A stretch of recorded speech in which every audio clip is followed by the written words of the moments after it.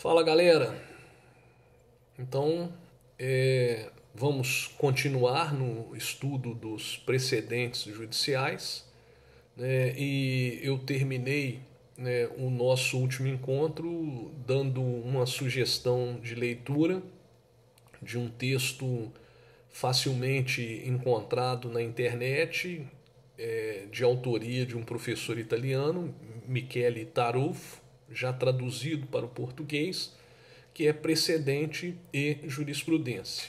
Nesse texto, de forma super didática, o professor Tarufo ele faz a distinção, né, entre precedente e jurisprudência. Então, nos nossos últimos encontros, nós aprendemos que o precedente ele nasce numa decisão judicial, mas nem toda decisão judicial vai ser um precedente. Nós aprendemos que para que haja um precedente basta uma decisão judicial. Não é necessário mais de uma decisão judicial. Ao passo que, para que haja jurisprudência, são necessários, né, julgados significativos de um determinado tribunal sobre um determinado assunto. Então, para que se forme uma jurisprudência, não basta um julgado, dois julgados, três julgados. Então, é necessário um número representativo, né, um número grande de julgados daquele tribunal no mesmo sentido sobre um determinado assunto. E finalmente nós aprendemos que o precedente, né, ele gera uma solução que pode ser aplicada, né, para a solução de um caso futuro, de um caso atual, né, e ele não representa apenas o resumo, né, em poucas linhas de como decide um tribunal, que é o caso do enunciado de súmula. Então, estabelecidas essas diferenças, é preciso agora entender, né, como se forma um precedente, né, como se divide as partes que compõem um precedente.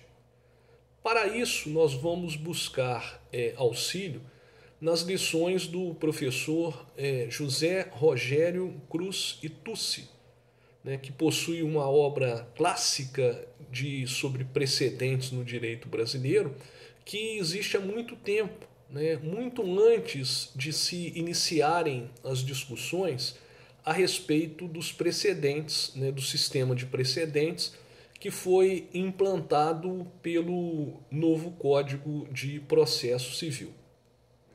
Então, pois bem, o professor Cruz e Tussi ele nos diz que o precedente ele é formado pelas circunstâncias fáticas que embasaram a controvérsia entre as partes naquele processo, e ele é formado pela ratio decidendi, né, pelas razões de decidir, né, pela fundamentação jurídica determinante que foi aplicada para solucionar aquela controvérsia.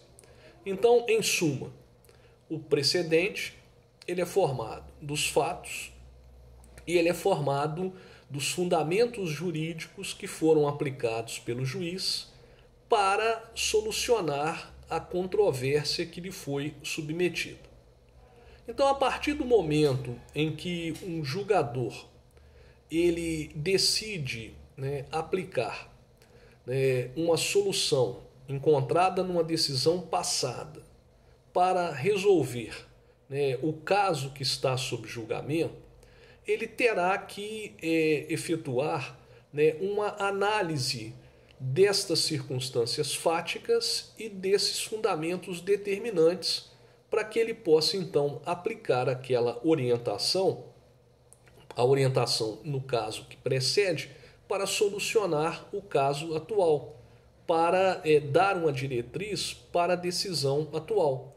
Por isso é que eu disse no passado que a aplicação de um precedente ela exige um esforço interpretativo muito grande. Por quê?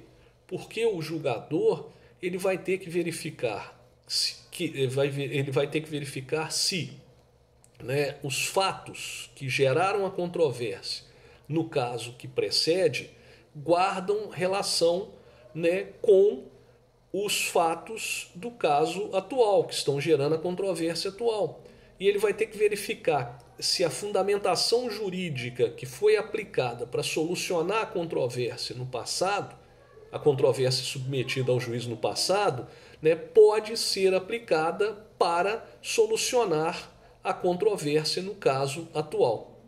E além disso, né, é muito comum, né, nós encontrarmos naquela decisão judicial onde se localizou, né, um precedente, argumentos que são ditos apenas de passagem. Daqui a pouco eu comento a respeito dos mesmos.